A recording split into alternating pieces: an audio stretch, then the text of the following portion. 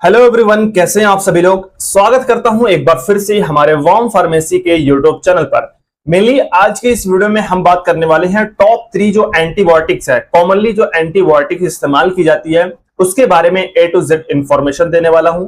क्या उसके यूजेस होते हैं, कौन सी ऐसी मेडिसिन है वो, और साथ ही साथ उसके साइड इफेक्ट्स, कॉन्ट्राइंडिकेशंस की बात करेंगे और डोज की बात करेंगे, चाहे वो आईवी में हो या फिर टैबलेट्स में हो। सारी चीजों के बारे में हम आज के इस वीडियो में डिस्कस करने वाले हैं, तो बने रहिए एंड तक, इस वीडियो को जरूर से देखिए और हाँ, हमारे वॉर्म फार्मेसी चैनल को जरूर से सब्सक्राइब करिए ऐसे ही नए नए टॉपिक पर वीडियोस को देखने के लिए। तो चलिए आज की इस वीडियो को स्टार्ट करते हैं। मेनली जो हमारा सबसे पहला जो मेडिसिन है, जो ड्रग है, उसका नाम है सिप्रोफ्लॉक्सासिन। मेनली कुछ लोग तो जानते ही होंगे, नाम तो सुना होगा कभी ना कभी सिप्रोफ्लॉक्सासिन के बारे में। ये क्या है? ये एक एंटीबायोटिक्स है।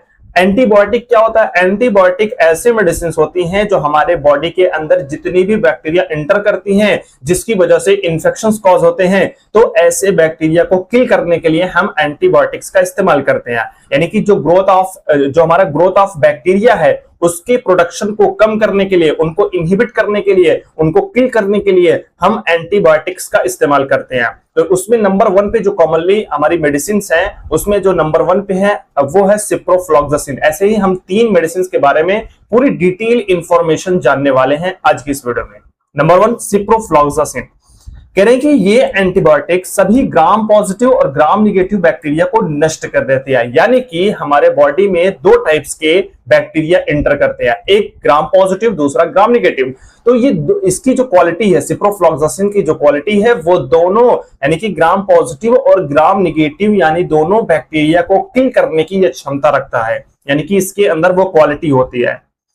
ये एंटीबायोटिक्स जो शरीर में उपस्थित जो एरोबिक इंटेस्टाइनल फ्लोरा है, यानी कि उसको नुकसान नहीं करती है। अब ये एरोबिक इंटेस्टाइनल फ्लोरा क्या होता है? बेसिकली ये एक तरीके का बैक्टीरिया होता है, लेकिन ये अच्छी बैक्टीरिया होती है। यानी कि इसकी वजह से कोई इंफेक्शंस नहीं होते हैं, बल्कि हमारे स्टमक में हमारे जो डाइजेशन होती है उसमें ये बैक्टीरिया हेल्प करती है। तो ये बेसिकली क्या हो गई? ये एक अच्छी बैक्टीरिया हो गई, और जो जिसकी वजह से इंफेक्शंस होती हैं, ऐसे बैक्टीरिया को किल करने के लिए हम सिप्रोफ्लॉक्सासिन का इस्तेमाल करते हैं। लेकिन साथ ही साथ ये जो अच्छी बैक्टीरिया है, जिसकी वजह से जिसमें हमें हमारे जो भी डाइजेशंस वगैरह होते हैं उनमें हेल्प मिलती है, जो एरोबिक इंटेस्टाइनल फ्लोरा होता है उसको ये किल नहीं करती है। ये इसकी क्वालिटी है सिप्रोफ्लॉक्सासिन की।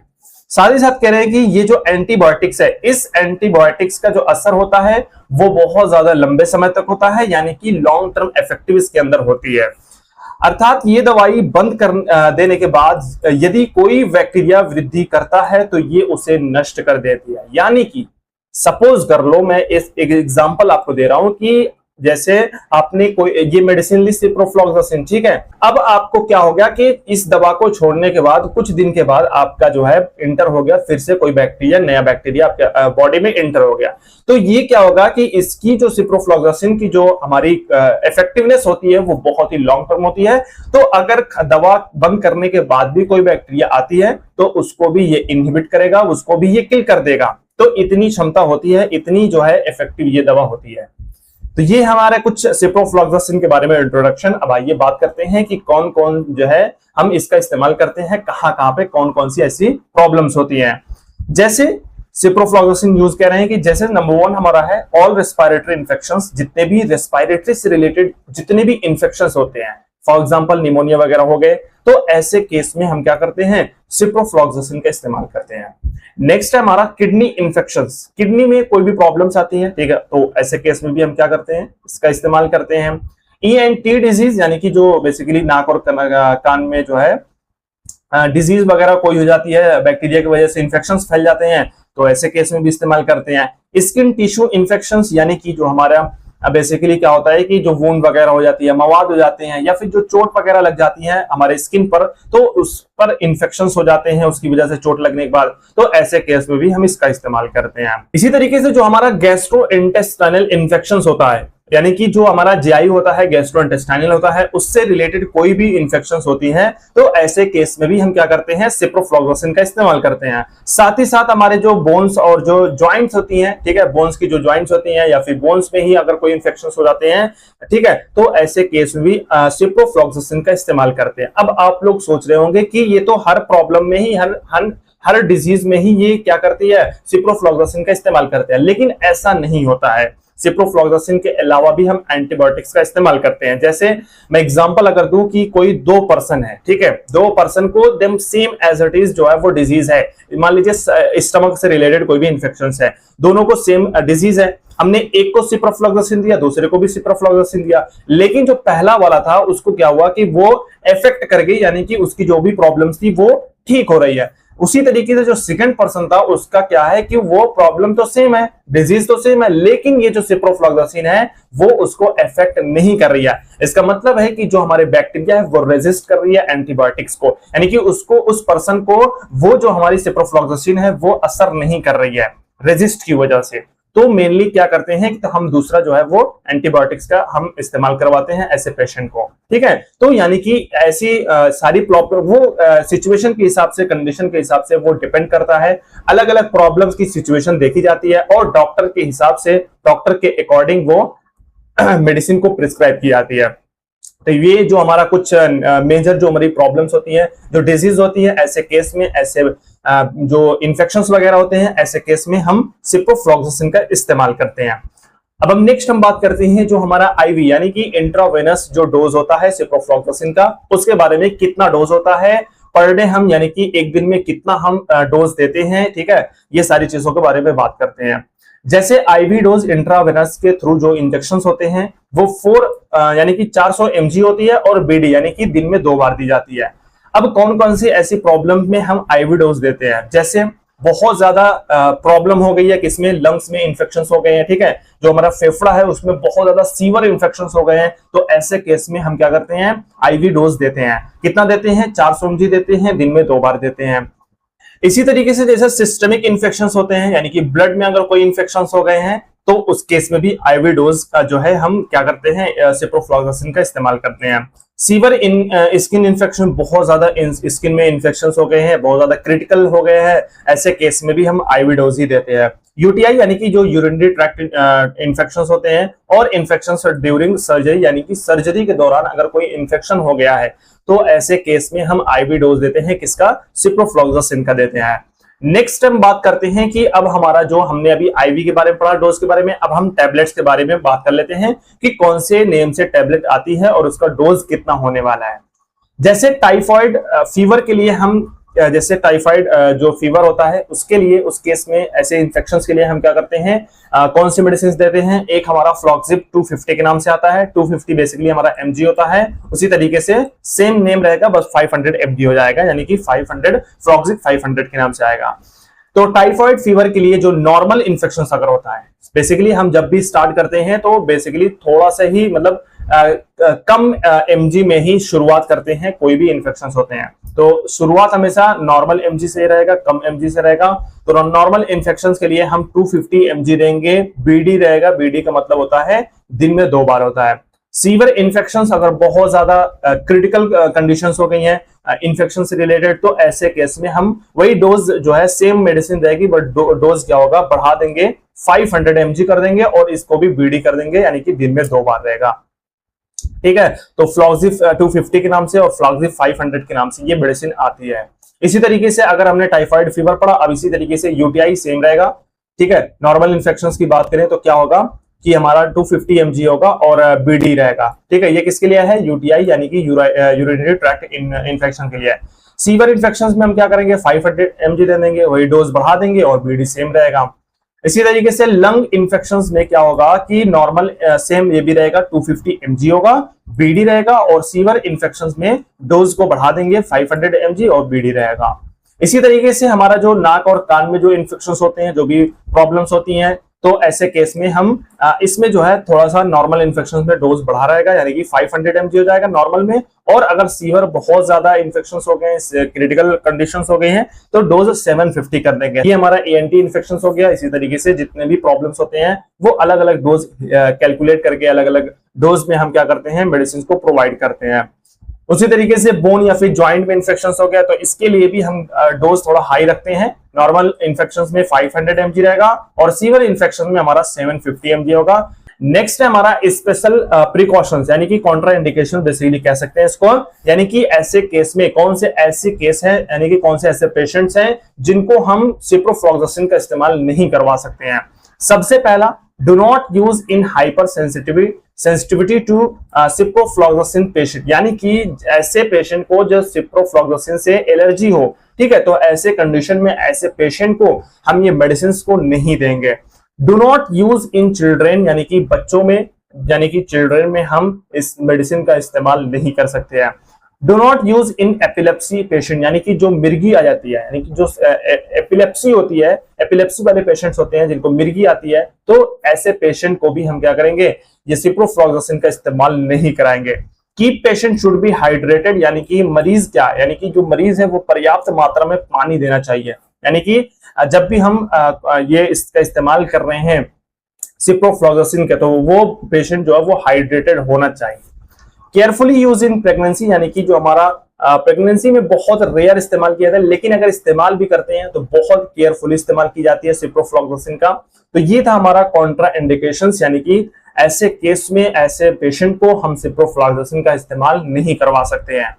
अब कुछ इसके साइड इफेक्ट्स भी होते हैं हम अगर सिप्रोफ्लॉक्सासिन का इस्तेमाल कर रहे हैं, जैसे क्या क्या होता है, डायरिया देखने को मिलता है, एब्डोमिनल पेन होता है, नोजिया, वॉमिटिंग और हेडेक, ये सारे थोड़ा बहुत तो ज्यादातर मोस्टली जो भी मेडिसिन होती हैं उसके साइड इफेक्ट्स देखने को मिलते हैं। तो इसके भी साइड इफेक्ट्स हैं, ये सारी चीजें हैं जो हमने सिप्रोफ्लॉक्सासिन के बारे में पढ़ा है।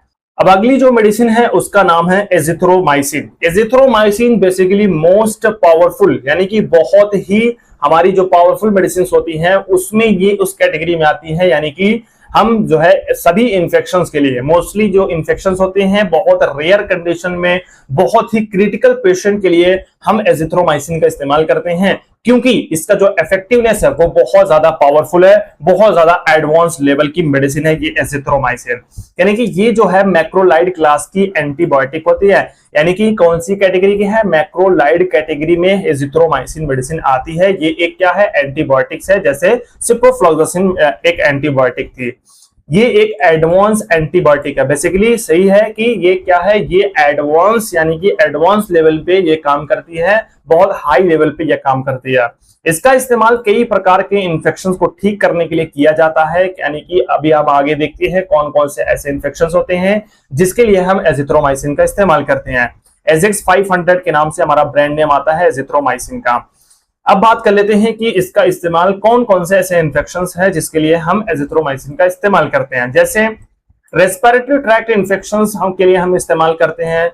दूसरे नंबर पर है स्ट्रेप्टोकोकल इन्फेक्शन में, जैसे फेरिंजाइटिस और टॉन्सिलिटिस से आता है, यानी कि आइटिस जहां पे आता है वहां पे इन्फ्लेमेशन या फिर जो इन्फेक्शन होते हैं वो यहाँ पे शो करता है। तो ऐसे केस में फेरिंजाइटिस के लिए भी हम क्या करते हैं, एजिथ्रोमाइसिन का इस्तेमाल करते हैं। टॉन्सिलिटिस के लिए भी हम क्या करते हैं, एजिथ्रोमाइसिन का इस्तेमाल करते हैं। डिप्थीरिया इन्फेक्शंस में, टेटनस अगर हो गया है तो ऐसे केस में भी, और एसटीडी यानी कि जो सेक्सुअल ट्रांसमिटेड डिजीज होती है, बेसिकली हम एचआईवी की बात नहीं कर रहे हैं, यानी कि नॉर्मल जो गोनोरिया वगैरह या फिर जो हमारा सिफाइलिस होता है, एसटीडी जो जिसकी वजह से होता है, तो ऐसे केस में भी हम एजिथ्रोमाइसिन का इस्तेमाल करते हैं। यानी कि क्योंकि ये टॉप लेवल की मेडिसिन है, ये बहुत हाई क्वालिटी की मेडिसिन है, तो ये जो है क्रिटिकल कंडीशंस में भी इस्तेमाल की जाती है मोस्टली। हमारा ब्रांड नेम एजेक्स 500 के नाम से हमारा एजिथ्रोमाइसिन टैबलेट आती है। इसी तरीके से हम टाइफाइड फीवर के लिए भी इस्तेमाल करते हैं, और गोनोरिया यानी कि वही है कि जो स्टडीज में आती है जो डिजीज है, निमोनिया में भी इस्तेमाल करते हैं, और जो इंटेस्टाइनल इन्फेक्शन हो जाते हैं, यानी कि जो स्टमक में इन्फेक्शन रिलेटेड इन्फेक्शन हो जाते हैं, तो ऐसे केस में इन सभी चीजों के लिए हम एजिथ्रोमाइसिन टैबलेट का इस्तेमाल करते हैं। अब ये इंजेक्शन के फॉर्म में भी आता है और टैबलेट के फॉर्म में भी आता है। आइए देखते हैं सारी चीजों के बारे में। एजिथ्रोमाइसिन, अब डोज की बात कर लेते हैं, यानी कि जो हमारा टैबलेट आता है उसका डोज कितना होता है, यानी कि दिन में कितनी मरतबा हम उसको उस दवा को इस्तेमाल करते हैं, कितने डोज में करते हैं, ये सारी चीजों के बारे में बात करते हैं। 250 mg में हम इसका डोज लेते हैं। इस टैबलेट का एजिथ्रोमाइसिन का बीडीर होता है, यानी कि दिन में 2 बार होता है। ब्रांड नेम की बात करें, जो एजमाइटिस होता है 250 के नाम से, वो बेसिकली हमारा 3 दिन के लिए ही, यानी कि एजिथ्रोमाइसिन बेसिकली 3 दिन ही के लिए ही इस्तेमाल की जाती है, उससे ज्यादा इस्तेमाल नहीं कर सकते हैं। और ये जो ज्यादातर जो एजिथ्रोमाइसिन होती है वो मोस्टली जो है वो ओडी होती है, यानी कि दिन में एक ही बार इस्तेमाल कर सकते हैं। लेकिन ये जो ब्रांड नेम मैंने आपको यहाँ पर शो किया है, ये एक ऐसा जो है एजिथ्रोमाइसिन की मेडिसिन है जो बीडी होती है, दिन में 2 बार इसको इस्तेमाल की जाती है। इसका पैकेज 6 पैक आता है, यानी कि हम एक दिन में 2 देते हैं, दूसरे दिन में 2, तीसरे दिन में 2 देते हैं, यानी कि 3 दिन का ही ये कोर्स होता है। 3 दिन में ही हम इसका इस्तेमाल कर सकते हैं, उससे ज्यादा नहीं। ये 3 दिन तक मरीज को देना होता है। ठीक, अब हम बात कर लेते हैं एजिथ्रोमाइसिन का जो वो दूसरी मेडिसिन है जो एजेक्स 500 के नाम से आती है। ये क्या होती है? ये 500 mg होती है और वही क्या हो गया, जो डोज हो गया वो ओडी हो गया, दिन में एक ही बार लेते हैं। ये 3 दिन तक मरीज को देनी होती है, यानी कि 3 दिन तक ही हम एजिथ्रोमाइसिन का इस्तेमाल करते हैं, उससे ज्यादा नहीं। स्पेशल प्रिकॉशंस की बात करें, यानी कि वही कॉन्ट्राइंडिकेशंस की बात करें, यानी कि कौन से ऐसे पेशेंट को हम एजिथ्रोमाइसिन मेडिसिन नहीं दे सकते हैं। डायरिया वाले पेशेंट, यानी कि जिसकी वजह से क्लोस्ट्रिडियम बैक्टीरिया की वजह से डायरिया अगर हो गया है, तो ऐसे केस में हम एजिथ्रोमाइसिन का इस्तेमाल नहीं करते हैं। अगर बॉडी के अंदर पोटेशियम का लेवल कम हो गया है, मैग्नीशियम का लेवल कम हो गया है, या फिर जो हमारा स्केलेटल मसल्स है उसका डिसऑर्डर, ये सारे प्रॉब्लम्स में हम एजिथ्रोमाइसिन का इस्तेमाल नहीं करते हैं।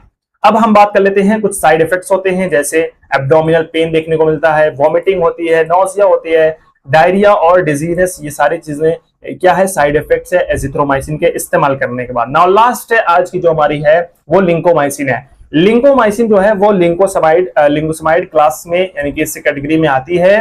लिंकोमाइसिन, यदि किसी मरीज को पेनिसिलिन एंटीबायोटिक से एलर्जी हो तब इसका इस्तेमाल किया जाता है। अगर किसी भी पेशेंट को किसका वो एलर्जी हुआ हो, पेनिसिलिन एंटीबायोटिक से एलर्जी हो, तब हम किसका इस्तेमाल करते हैं? लिंकोमाइसिन का इस्तेमाल करते हैं। इसका इस्तेमाल कई प्रकार के इन्फेक्शंस को ठीक करने के लिए किया जाता है, जैसे हमने अभी सिप्रोफ्लॉक्सासिन और एजिथ्रोमाइसिन के बारे में अलग अलग जो इन्फेक्शंस होते हैं उसके लिए हमने देखा है, पढ़ा है। वैसे ही सेम एज इट इज हमारा लिंकोमाइसिन भी अलग अलग इन्फेक्शंस में इस्तेमाल की जाती है। आइए देखते हैं कौन कौन से इन्फेक्शंस होते हैं। जैसे ईयर इन्फेक्शंस के लिए इस्तेमाल की जाती है, बोन या फिर ज्वाइंट्स में इन्फेक्शंस हो जाते हैं, निमोनिया हो जाती है, स्किन इन्फेक्शंस में, और जो हार्ट इन्फेक्शंस हो जाते हैं, एंडोकार्डाइटिस जिसको बोलते हैं, तो इन सभी केसेस में हम क्या करते हैं? इन सभी इन्फेक्शंस के लिए हम लिंकोमाइसिन का इस्तेमाल करते हैं। नेक्स्ट है डोज की बात करें तो नॉर्मल, ये इंजेक्शंस और टैबलेट दोनों फॉर्म में आता है। ठीक है, इंजेक्शंस बेसिकली हमारा जो डोज होता है उसके बारे में देखते हैं। कह रहे हैं कि जो नॉर्मल हमारा इन्फेक्शंस होते हैं उसके लिए हम 300 mg बीडी देते हैं, दिन में 2 बार देते हैं। सीवर इन्फेक्शंस हो गए हैं तो वो 600 mg बीडी ये भी रहेगा, यानी कि दिन में 2 बार लेते हैं। लिंकोसिन के नाम से हमारा लिंकोमाइसिन आता है, बेसिकली हमारा ये इंजेक्शंस हो गया, ये हमारा टैबलेट हो गया। नेक्स्ट है अब साइड इफेक्ट्स क्या होते हैं लिंकोमाइसिन की, जैसे एब्डोमिनल पेन देखने को मिलता है, हार्ट बर्न देखने को मिलता है, वॉमिटिंग होती है, नौसिया देखने को मिलता है, एसिडिटी और डिजीनेस, ये सारे साइड इफेक्ट्स होते हैं हम जब भी लिंकोमाइसिन का इस्तेमाल करते हैं।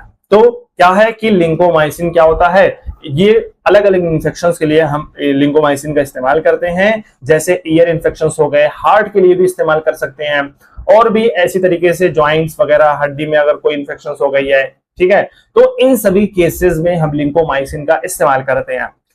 तो आज की इस वीडियो में हमने देखा टॉप 3 जो मेन एंटीबायोटिक्स है उसका क्या इस्तेमाल है, उसका कौन सा नाम से आता है, और साथ ही साथ उसके साइड इफेक्ट्स, कॉन्ट्राइंडिकेशंस, सारी चीजों के बारे में डिटेल में आज के इस वीडियो में पढ़ा है। आई होप कि आपको ये वीडियो अच्छा लगा हो। अगर अच्छा लगा हो तो लाइक, शेयर, सब्सक्राइब करना ना भूलें, और हमारे वॉर्म फार्मेसी चैनल से ऐसे ही नए नए टॉपिक पर वीडियोस को देखने के लिए जरूर से सब्सक्राइब करिए। और भी अपडेट्स के लिए हमारे warmpharmacy.in वेबसाइट पर विजिट कर सकते हैं। इसी तरीके से हमारे इंस्टाग्राम और फेसबुक पेज को भी फॉलो कर सकते हैं। तो चलिए आज के लिए इतना ही, मिलते हैं ऐसी कोई न्यू इन्फॉर्मेटिव वीडियो के साथ, तब तक के लिए थैंक यू सो मच।